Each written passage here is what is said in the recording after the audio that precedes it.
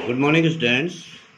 Today I will teach you location of DNA in cells and types of DNA. First of all, I will take location of DNA in cells. आज हम सबसे पहले पढ़ेंगे कोशिकाओं में DNA की स्थिति। क्या स्थिति होती है डीएनए की? अगर हम बात करें प्रोकैरियोटिक कोशिकाओं की, जो प्रोकैरियोटिक सेल्स होती है, अगर उनकी हम बात करें तो उनमें जो डीएनए होता है वो गुणसूत्र में प्लाज्मिड के रूप में पाया जाता है, उसको प्लाज्मिड कहा जाता है। और जो प्रोकैरियोटिक कोशिकाएं होती है उनमें न्यूक्लियस एब्सेंट होता है। डीएनए जो होता है वो साइटोप्लाज्म में बिखरा होता है। और अगर हम यूकैरियोटिक कोशिकाओं की बात करें तो यूकैरियोटिक कोशिकाओं में जो डीएनए होता है वो वेल डेवलप्ड न्यूक्लियस के अंदर स्थित होता है। और जो यूकैरियोटिक कोशिकाएं होती हैं उनमें रेखाकार डीएनए पाया जाता है न्यूक्लियस में। इसके अलावा यूकैरियोटिक सेल में माइटोकॉन्ड्रिया और प्लास्टिड जो लवक होते हैं उनमें भी डीएनए पाया जाता है, लेकिन उनमें वृत्ताकार डीएनए पाया जाता है। इसके बाद हम देखते हैं डीएनए की मात्रा, क्वांटिटी ऑफ डीएनए, कितनी मात्रा में डीएनए पाया जाता है। सबसे पहले हम बात करते हैं जब कोशिका सामान्य रूप में होती है, विभाजन से पहले होती है, तो उसमें जो डीएनए होता है वो द्विगुणन करता है विभाजन से पहले और उसकी मात्रा दुगनी हो जाती है। जब वो दुगुनित हो जाता है तो उसके बाद कोशिका का विभाजन होता है। एक कोशिका दो कोशिकाओं में विभाजित होती है और डीएनए जो है समान मात्रा में दोनों पुत्री कोशिकाओं में चले जाता है और उसकी संख्या फिर जो है वही अपनी आधी हो जाती है। अगर हम मानव कोशिकाओं की बात करें, इसकी संख्या की बात करें अगर, तो मानव कोशिकाओं का जो एक कोशिका में जो डीएनए होता है उसको अगर जोड़ा जाए, जितना डीएनए है एक कोशिका के न्यूक्लियस में, जितने गुणसूत्र होते हैं उनके अंदर जो गुण डीएनए पाया जाता है, उस डीएनए को अगर जोड़ा जाए तो वो 2 मीटर लंबा होता है। मनुष्य में कुल 10⁻14 कोशिकाएं पाई जाती है। इतनी संख्या में कोशिकाएं मनुष्य में पाई जाती है। अगर पूरा डीएनए की लंबाई निकाली जाए तो 2 × 10⁻14 मीटर लंबाई डीएनए की होती है मनुष्य के अंदर।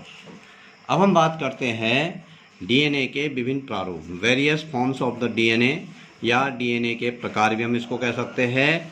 डीएनए जो होता है वो 4 वर्गों में हम डीएनए को विभाजित करते हैं।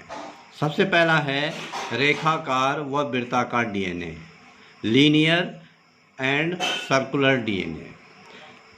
2 वर्गों में इसमें होता है ये, एक रेखाकार होता है, एक वृत्ताकार होता है। रेखाकार डीएनए का मतलब होता है लंबा। रेखाकार डीएनए दोनों के जो दोनों छोर होते हैं, ऊपर और नीचे के जो छोर होते हैं, उसके कोने होते हैं, वो स्वतंत्र होते हैं। और ये डीएनए जो है सुकेंद्रकीय यूकैरियोटिक सेल्स में पाया जाता है, उनके न्यूक्लियस में ये पाया जाता है। और ये जो डीएनए होता है ये डबल हेलिकल होता है, द्विकुंडलित जो है, 2 कुंडलियां, इसमें 2 हेलिक्स जो है पाई जाती है। इसके अलावा जो यूकैरियोटिक कोशिकाओं में पाए जाने वाला रेखाकार डीएनए होता है इसमें प्रोटीन्स जुड़ा होता है। दूसरा इसी में जो है वृत्ताकार डीएनए होता है, सर्कुलर डीएनए इसको बोला जाता है।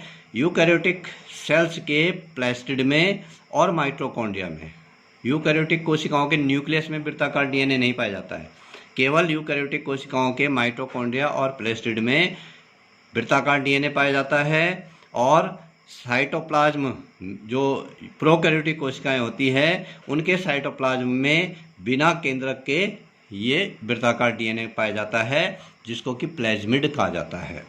और इनसे प्रोटीन्स नहीं जुड़े रहते हैं। तो इस प्रकार से रेखाकार और वृत्ताकार डीएनए होता है। दूसरा जो स्वरूप है इसका, डीएनए के 5 स्वरूप होते हैं। इसके अलावा एक होता है A, B, C, D और Z प्रकार के डीएनए होते हैं। सबसे पहले जैसे ए डीएनए है, ए डीएनए जो होता है उसमें 11 क्षार युग्म पाए जाते हैं, 11 बेस पेयर पाए जाते हैं। बेस पेयर बोला जाता है साइटोसिन ग्वानिन, जैसे ग्वानिन के साथ साइटोसिन जुड़ा रहता है, एडेनिन के साथ थाइमिन जुड़ा रहता है, ये बेस पेयर कहलाते हैं। तो ये कुल 11 बेस पेयर इसमें पाया जाता है। और इसकी जो कुंडलियाँ होती है वो घूमती है, जो वो क्लॉकवाइज घूमती है, घड़ी की दिशा में जो है वो घूमती है। दूसरा है बी डीएनए, इसमें 10 क्षार युग्म पाए जाते हैं और इसकी भी दोनों कुंडलियां क्लॉकवाइज घूमती है। तीसरा जो प्रकार है वो है सी डीएनए, इसमें 9.33 क्षार युग्म पाए जाते हैं और इसकी कुंडलियां भी क्लॉकवाइज घूमती है। चौथा प्रकार है डी डीएनए, इसमें 8 क्षार युग्म 8 बेस पेयर इसमें पाए जाते हैं और इसकी कुंडलियां भी क्लॉकवाइज घूमती है। पांचवा जो प्रकार है वह है जेड डीएनए, इसमें 12 क्षार युग्म पाए जाते हैं और इसकी जो कुंडलियां होती है वो एंटी क्लॉकवाइज घूमती है, घड़ी की सुई की विपरीत दिशा में ये इसकी कुंडलियां घूमती है। इस प्रकार से ये 5 स्वरूप है डीएनए के। तीसरा जो प्रकार है वो कहलाता है ट्रॉफिक और आनुवंशिक डीएनए, इसको बोलते हैं ट्रॉफिक एंड जेनेटिक डीएनए। एक प्रोटोजोन्स होता है जिसको कि जो एक कोशिकीय जीव है पैरामीशियम, उसमें 2 केंद्रक पाए जाते हैं। ज़्यादातर जीवों में एक केंद्रक पाया जाता है, लेकिन पैरामीशियम में 2 केंद्रक पाए जाते हैं। एक केंद्रक को कहा जाता है गुरु केंद्रक या मैक्रो न्यूक्लियस उसको बोला जाता है। उसमें जो डीएनए पाया जाता है उस डीएनए को ट्रॉफिक डीएनए बोला जाता है। और जो गुरु केंद्रक में पाए जाने वाला ट्रॉपिक डीएनए है उसका काम होता है पैरामीशियम के अंदर जो सोमेटिक दैहिक कार्य होते हैं, जो जननिक कार्य नहीं होते, उसके अलावा के जो कार्य होते हैं दैहिक कार्य, उनको नियंत्रित करने का कार्य इसके द्वारा किया जाता है। दूसरा केंद्रक होता है इसमें लघु केंद्रक, जिसको माइक्रो न्यूक्लियस बोला जाता है। उसमें जो है आनुवंशिक डीएनए इसमें पाया जाता है, जेनेटिक डीएनए उसको बोलते हैं, वो उसमें पाया जाता है। और ये जो होता है ये लैंगिक जनन का नियमन करता है। ये जो डीएनए होता है ये जितनी भी सेक्सुअल एक्टिविटीज़ जो होती है, सेक्सुअल कैरेक्टर्स जितने भी होते हैं, उनको नियमन, उसका रेगुलेशन जो है वो इस आनुवंशिक डीएनए के द्वारा होता है। चौथा जो प्रकार है उसको बोला जाता है कोडिंग डीएनए या non coding DNA. Coding DNA और नॉन कोडिंग डीएनए।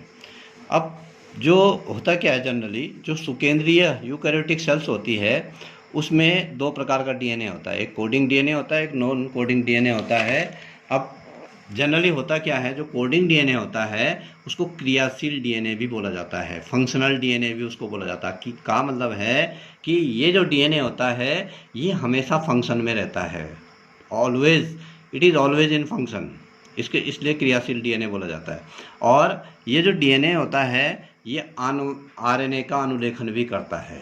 जो कोडिंग डीएनए होता है वो आरएनए का अनुलेखन भी करता है और आनुवंशिकी और कोशिकीय जो कोशिका कार्य की होती है, हेरिडिटी होता है, या कोशिका जो सेल फंक्शंस होते हैं उनमें भी ये भाग लेता है।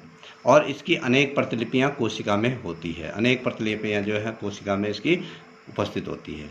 जबकि जो नॉन कोडिंग डीएनए होता है उसका अधिकतर भाग जो होता है वो आरएनए का अनुलेखन नहीं करता है। दूसरी बात, जो नॉन कोडिंग डीएनए होता है उसको अक्रियाशील डीएनए भी बोला जाता है, क्योंकि ये डीएनए जो होता है नॉन कोडिंग डीएनए आनुवंशिक और कोशिका कार्यकी में भाग नहीं लेता है, इसलिए इसको नॉन कोडिंग डीएनए या अक्रिय डीएनए कहा जाता है। इन खंडों में नाइट्रोजनी जो क्षारक के अनुक्रम होता है उनके अनेक बार जो है पुनरावृत्ति होती है। तो इस प्रकार से ये डीएनए के प्रकार है। ये टॉपिक यहीं पे समाप्त होता है। Thank you.